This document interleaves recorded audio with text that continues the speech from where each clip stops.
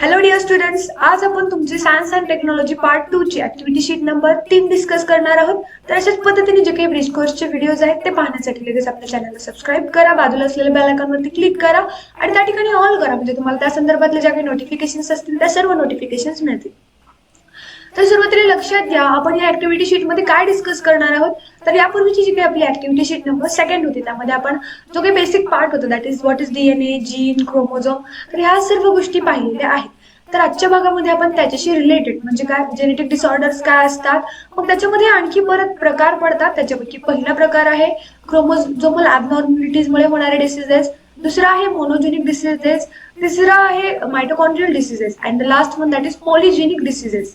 तर असे प्रकार त्याच्यामध्ये आपल्याला पाहायला मिळतील आणि हे प्रकार कशामुळे होतात, त्यांचे एक्झाम्पल्स काय, त्याच्यामध्ये काय बदल आपल्याला पाहायला मिळतात, त्यामागचं कारण काय, तर सर्व गोष्टी पाहणार आहोत. So let's take a look. चला आपण थोडंसं समजून घेऊया, थोडंसं पाहून घेऊया. तर यामध्ये लक्षात घ्या, disease or disorder occurring due to abnormalities in chromosomes and mutation in genes is called genetic disorder. What is genetic disorder?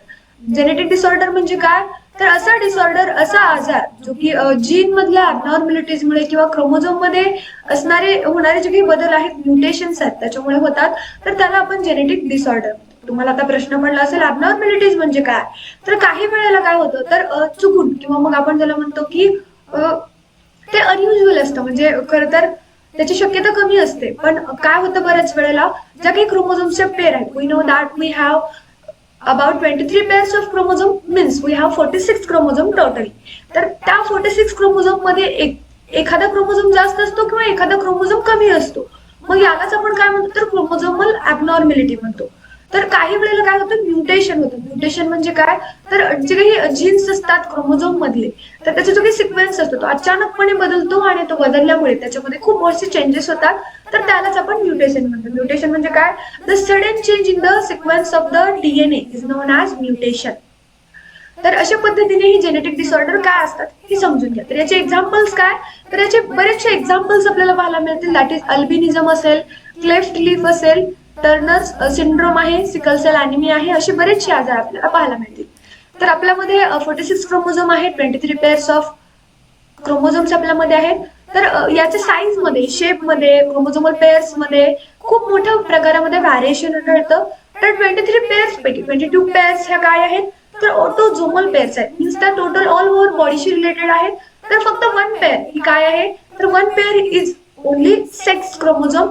तर याच्यामध्ये जो काही सेक्स क्रोमोझोम असतो तो काय करतो, एकतर हा क्रोमोझोम आपण म्हणतो की एखाद्या बेबीची बर्थ झाल्यानंतर बेबी गर्ल आहे की बेबी बॉय हे आपण कशावरून डिसाईड करतो, तर आपण त्याच्यामध्ये असलेले जे काही क्रोमोझोम्स आहेत त्याच्यावरून डिसाईड करतो.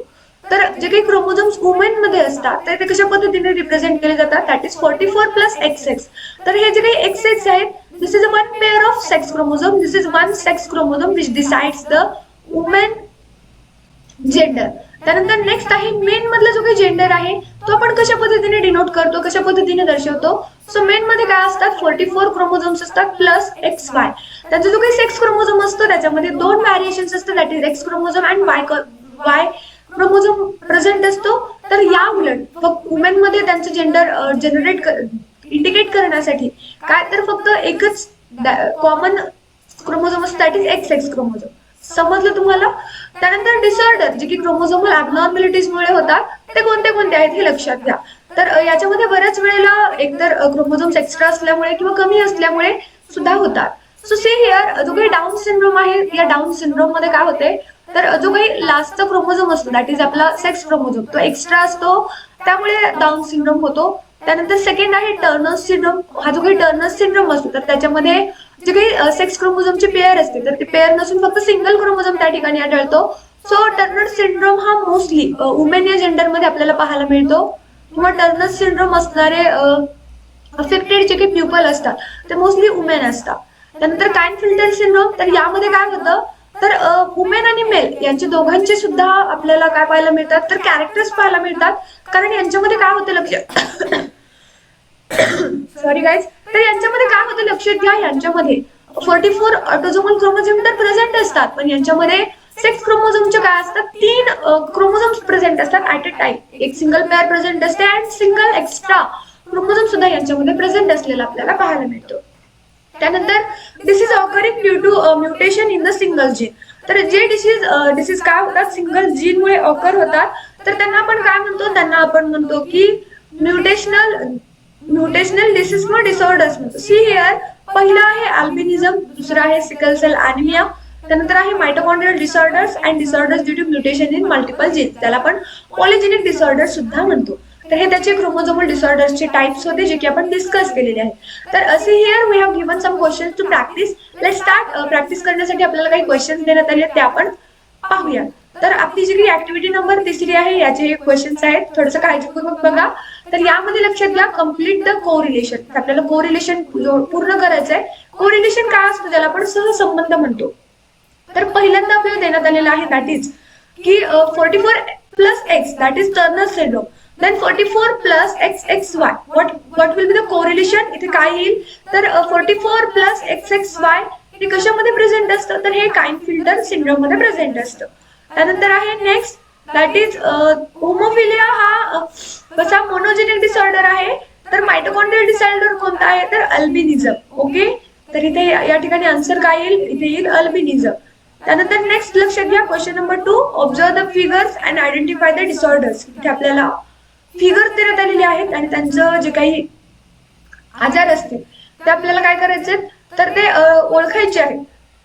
तर यामध्ये पहिला जो काही आजार आहे, पहिली जी काही चित्र आहे तर ते क्लिनफिल्टर सिंड्रोमचा आहे, कारण त्याच्यामध्ये मेंटल रिटार्डेशन असतं आणि जो काही बेबी आपल्याला त्या ठिकाणी देण्यात आलेला तो थोडासा मेंटली रिटार्डेड आहे. त्यानंतर सेकंड जे काही चित्र आहे ते टर्नर सिंड्रोमचं आहे. त्यानंतर तिसरा आहे डाऊन सिंड्रोमचा, ज्याला आपण स्प्लिट लिप सुद्धा म्हणतो.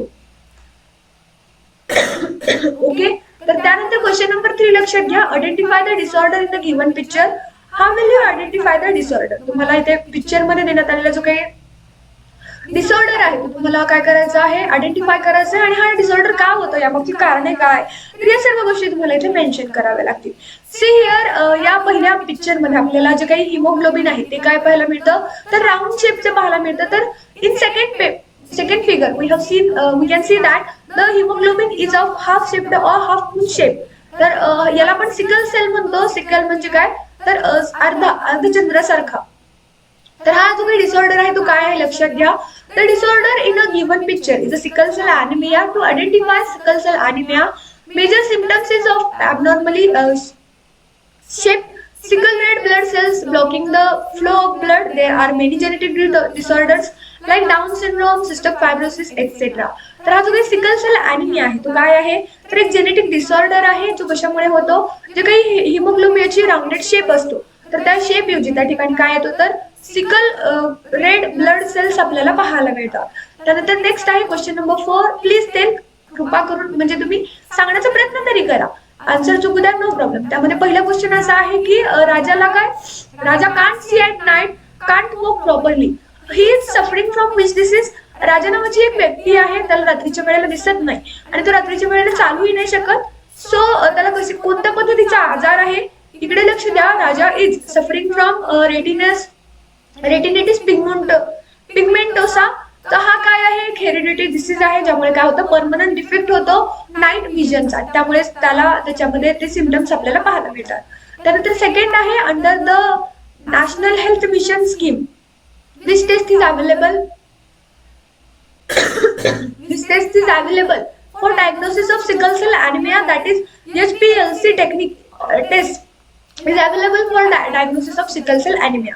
सो गाईज अशा पद्धतीने इथे आपला जो काही आजचा सेशन होता तो संपतो. यामध्ये तुम्हाला काही अडचणी असतील तर कमेंट करा किंवा मग तुम्हाला स्क्रीनवरती एक नंबर दिसतोय तर या नंबरवरती तुम्ही मेसेजच्या स्वरूपात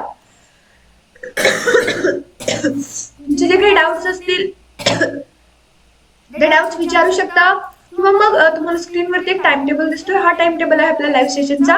यामध्ये आपण 6वी ते 10वी पर्यंत मॅथमॅटिक्स, सायन्स आणि इंग्लिश या तिन्ही विषयाचे free of cost live sessions घेतो. तुम्हाला हवं असेल तुम्ही याचा स्क्रीनशॉट घ्या.